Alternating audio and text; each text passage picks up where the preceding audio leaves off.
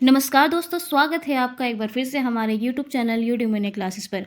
तो आज मैं आपके लिए लेकर आई हूँ कहानी यही सच है के पात्रों के चरित्र चित्रण के बारे में।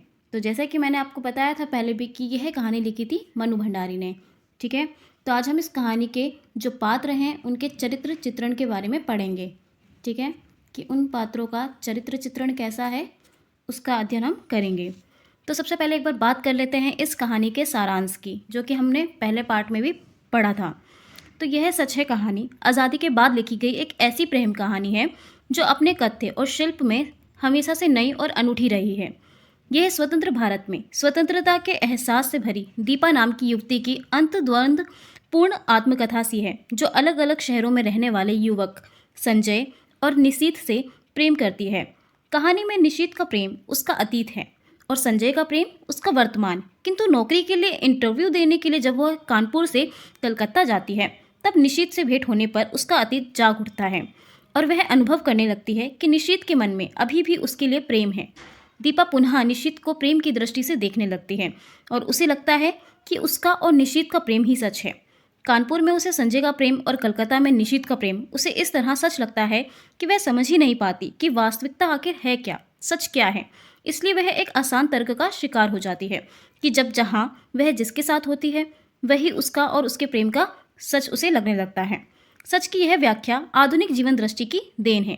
दीपा एक अकेली युवती है, अकेली रहती है, घर परिवार से स्वतंत्र है, इसलिए उसे प्रेम में पूरी तरह की स्वतंत्रता प्राप्त है। वह जैसा चाहे वैसा निर्णय ले सकती है। यह आज़ाद स्त्री की आज़ाद मनोदशा का प्रतिबिंब है। सदियों से पुरुष के स्वामित्व में रहने वाली स्त्री का दीपा के रूप में नया संस्करण है। इस कहानी में उसको उजागर किया है मनु भंडारी ने। तो यह उसकी स्वाधीनता की चेतना है और उसी से उद्भूत उसकी आत्म पहचान भी है। तो मनु भंडारी ने उसे किसी क्रांतिकारिणी या विद्रोहिणी स्त्री के रूप में नहीं चित्रित किया है, इसकी आवश्यकता भी नहीं थी। लेकिन दीपा के माध्यम से एक ऐतिहासिक सच को जरूर उजागर किया गया है कि दीपा नाम की युवती आज़ाद भारत की वह युवती है जिसमें आत्मनिर्णय लेने का पूरा बोध है और आत्मशक्ति की पूरी पहचान भी है।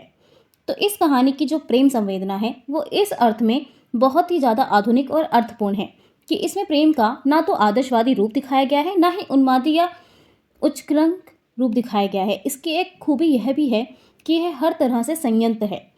इससे मनोवैज्ञानिक सच्चाई अच्छी तरह व्यक्त हुई है, किंतु इस सच्चाई पर कोई सामाजिक दबाव नहीं है, बल्कि वह व्यक्ति की निजी उधेड़ बुन ही है। इस उधेड़ बुन के चलते ही दीपा कभी संजय के साथ तो कभी निशीथ के साथ प्रेम का अनुभव करने लगती है। अलग अलग ढंग से स्वीकार करती है कि उसका निशीथ के साथ प्रेम सच है, तो कभी संजय के साथ प्रेम सच है, और उसको लगता है फिर कि यही सच है। दरअसल मनु भंडारी ने इस कहानी को मनोवैज्ञानिक यथार्थ के साथ ही बुना है कि दीपा की सारी उधेड़ बुन पाठक को बहुत ही आत्मीय और विश्वसनीय लगने लगती है। ये दूसरी बात है कि प्रेम के इस त्रिकोण में किसी सामाजिक नैतिक मूल्य की कोई भूमिका नहीं है। आज़ादी के बाद शहरी मध्य वर्ग के युवक और युवतियां किस तरह प्रेम की नई परिभाषा गढ़ने लगे हैं, प्रेम को नए ढंग से जीने समझने लगे हैं, यह कहानी उस सच को बहुत अच्छी तरह से दर्शाती है और पाठक में नई प्रेम संवेदना का एहसास भी भरती है। यह कहानी भावावेग से परिपूर्ण है, किंतु भावुकता की जगह जीवन यथार्थ की ठोस उपस्थिति भी है। इसमें सच को सच के रूप में कहने और स्वीकार करने का साहस भी है। तो दोस्तों, मैं आपको बता दूं कि जो मनु भंडारी है उन्होंने ये कहानी किस भाव से प्रेरित होकर लिखी थी। अपने एक साक्षात्कार में उन्होंने सुधा अरोड़ा को यह बात बताई थी कि उन्हें यह कहानी को लिखने की जो प्रेरणा है वो राजेंद्र यादव के एक कथन से मिली थी। राजेंद्र यादव जो कि उनके पति हैं। ठीक है, तो शादी के 1 साल बाद यानी 1960 में जब राजेंद्र यादव अपनी पहली प्रेमिका से मिलकर दिल्ली से कलकत्ता लौटे, तो इन किन्हीं अंतरंग क्षणों में मनु भंडारी से उन्होंने कहा कि पता नहीं ऐसा क्यों होता है मनु, पर जब मैं वहाँ होता हूँ तो लगता है कि वही मेरा सच है, और जब यहाँ यानी कि मनु के पास आता हूँ तो लगता है कि सच तो यह है। तो इसी वाक्य से मनु की कल्पना को पंख लग गए थे। प्रेम त्रिकोण में यह स्थिति तो एक महिला की भी हो सकती है जिसके 2 प्रेमी हैं, एक कलकत्ता में दूसरा कानपुर में, और वह जब जहाँ जिसके साथ रहे तो वही सच लगे। तो इसी सच से मनु भंडारी ने इस कहानी को बुना है। और इस कहानी में जो मनु भंडारी है उन्होंने प्रेम को एक नए ढंग से जाना समझा है, एक नए ढंग से उसको लिखा है, ताकि आज का युवा वर्ग इस कहानी को अपने जो व्यक्तिगत जीवन है उससे काफ़ी ज़्यादा उस चीज़ को रिलेट कर सके। तो चलिए बात करते हैं अब चरित्र चित्रण की। ठीक है, तो सबसे पहले हम बात करेंगे दीपा के चरित्र चित्रण की, कि उसके दीपा के चरित्र का विश्लेषण करेंगे कि दीपा का चरित्र किस प्रकार का इस कहानी में जो मनु भंडारी हैं उन्होंने दर्शाया है। तो अगर हम बात करें दीपा की, तो जो दीपा है वो एक पेंडुलम की तरह है, जो कुछ समय के लिए संजय और निशित को लेकर निर्णय और अनिर्णय की स्थिति में अंतर्द्वंद के हिचकोले खाती है। पेंडुलम की तरह मतलब घूमती रहती है, कभी इधर तो कभी उधर।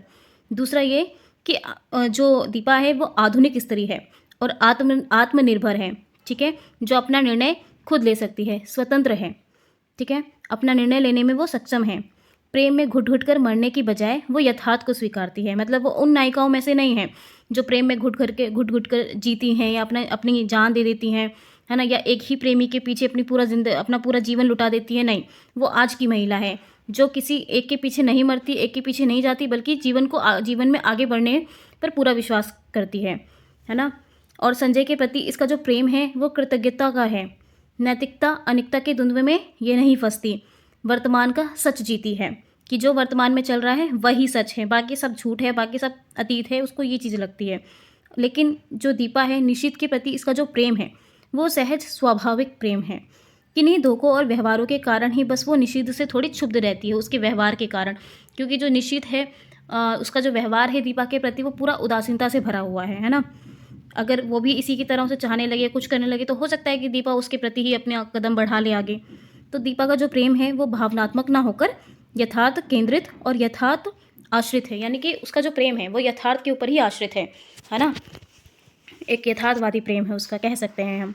और अगर हम बात करें संजय की, है ना, जो कि दीपा का वर्तमान प्रेमी है, संजय के चरित्र की बात करें तो संजय जो है वो समय का पाबंद नहीं है, ठीक है, समय का पाबंद नहीं है, लापरवाह है और प्रशंसा कृपण है, कि मतलब दीपा की वो प्रशंसा नहीं करता ज़्यादा निशित की तुलना में अगर देखा जाए तो।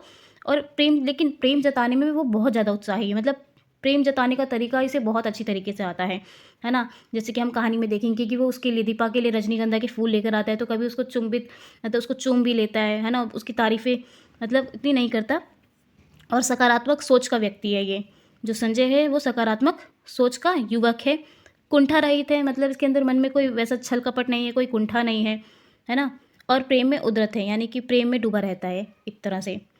और अगर हम बात करें निशीत के चरित्र की, ठीक है, जो कि दीपा का पहला प्रेमी है, पूर्व प्रेमी, तो ये एक तरह से जो निशीत है ये संजय का प्रतिलोम है ना, संजय का प्रतिलोम है, यानी कि संजय का अपोजिट है। ये नेक दिल है, मूक सहयोगी है, मतलब अंदर ही अंदर अपने मन के अंदर बातों को रखता है, प्रकट नहीं करता, है ना, चीज़ों को दिखाता नहीं है, जताता नहीं है, और इसके अंदर कोई उतावलापन नहीं है।